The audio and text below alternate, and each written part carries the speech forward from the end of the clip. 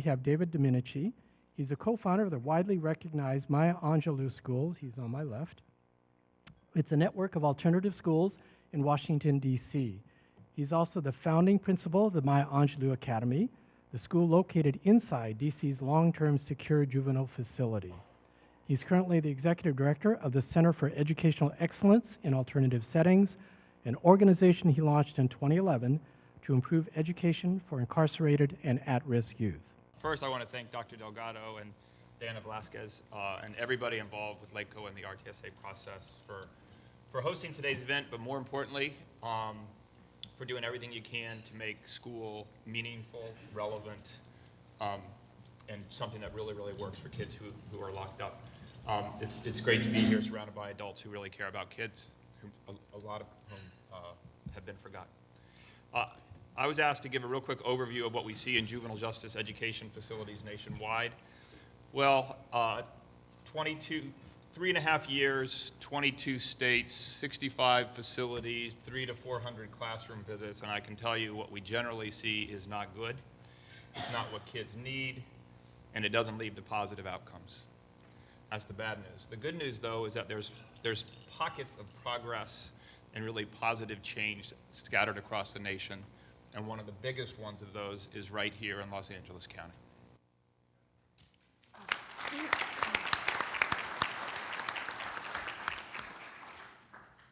In way too many facilities, students still spend their time, as you heard earlier today, working off of outdated worksheets, or now they stare mindlessly at computers all day long, while teachers idly monitor the classrooms. Students with behavioral challenges and diagnosed mental health problems cycle through these isolation or specialized units over and over again with little to no attention paid to their behavior, the academic and behavioral supports they need.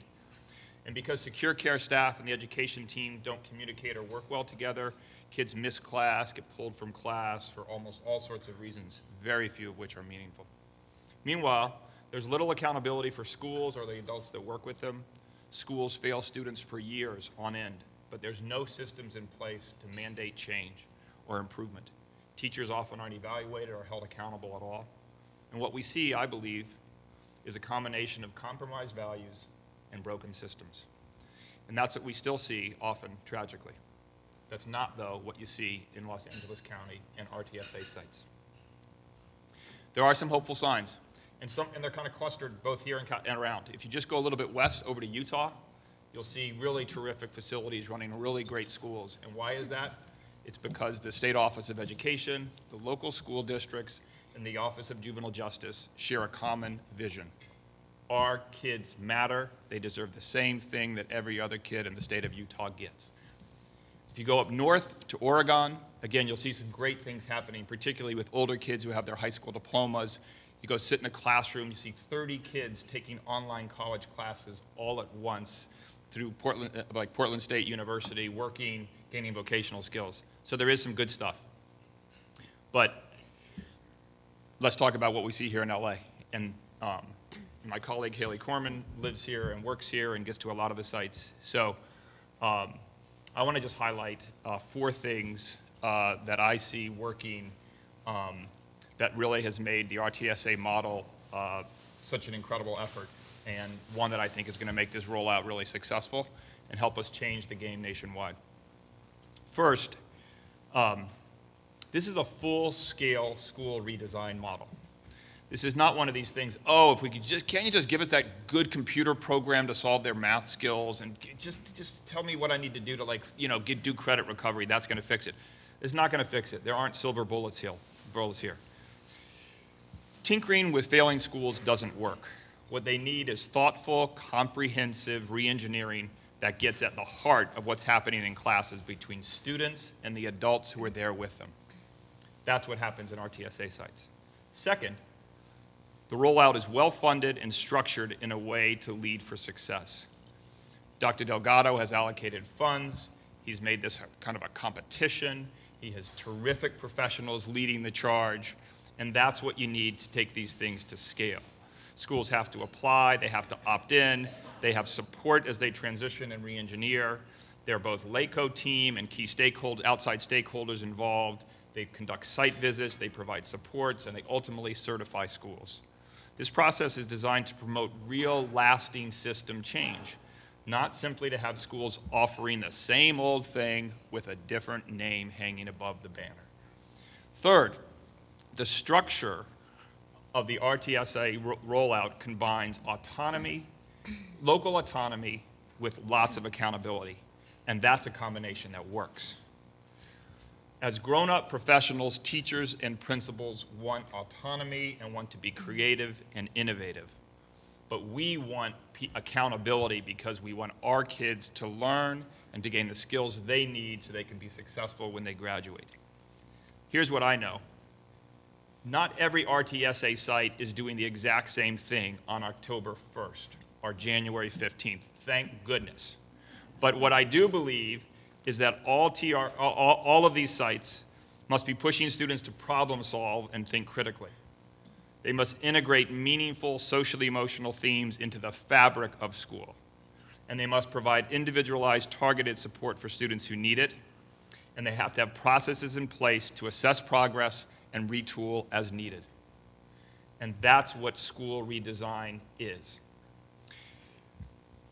It's the balance between autonomy and accountability that really works. But fourth, built into all of this, though, is a clear leadership-led position about values and philosophy. What RTSA says is that we, the adults working in these facilities, care about our kids and their future.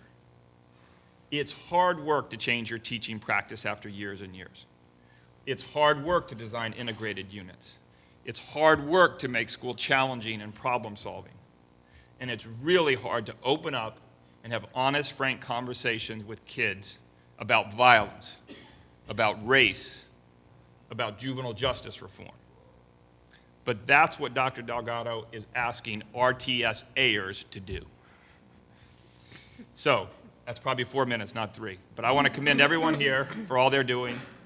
I want to particularly commend them for everything they're doing to make the RTSA design and rollout be one that can be sustainable, and for offering all of us hope and a roadmap for what could be in an often bleak landscape. Okay. The question is accountability model for David. I think a good model, again, should have a few components to it. Those components, at least some of them, I think need to be tailored for schools that work with young people that come and go with high frequency and or that have some sort of specialized circumstances.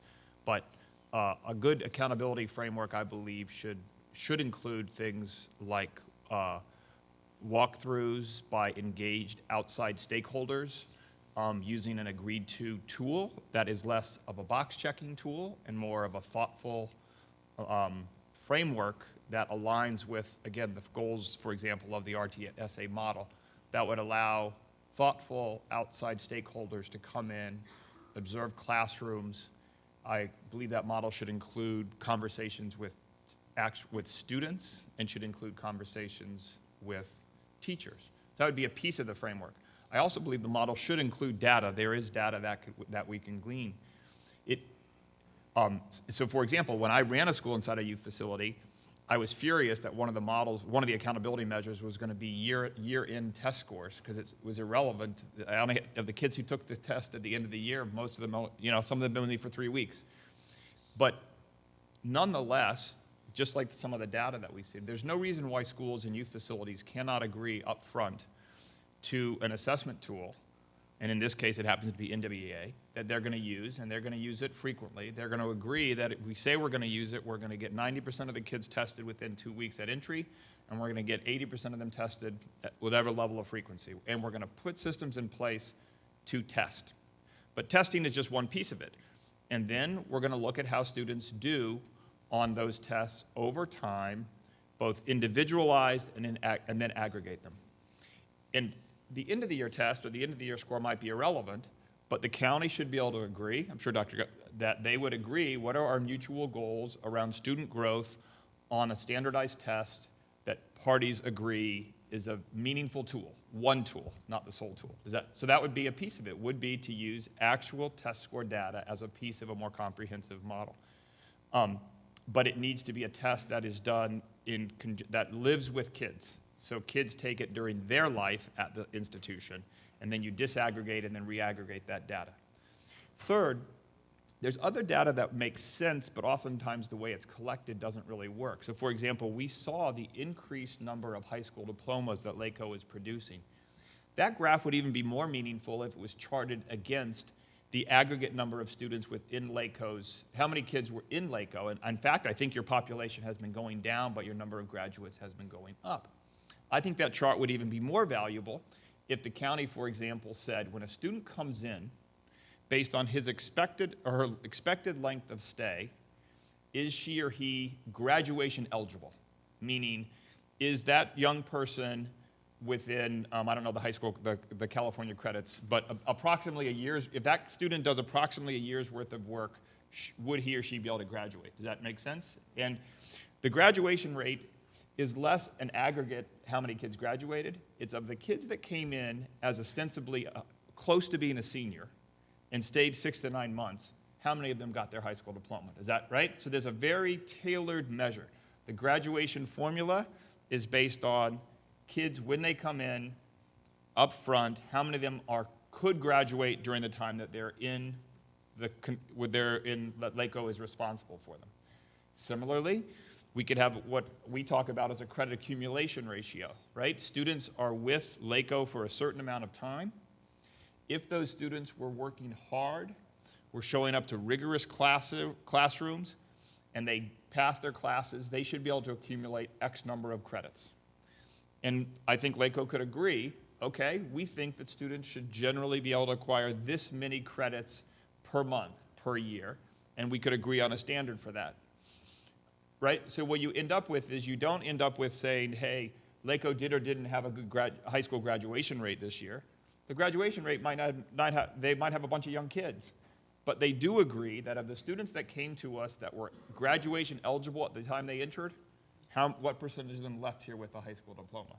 Of students that came to us, what's the expected number of credits that they should earn in order for them to keep up with and catch up with their peers? We did or didn't meet the number.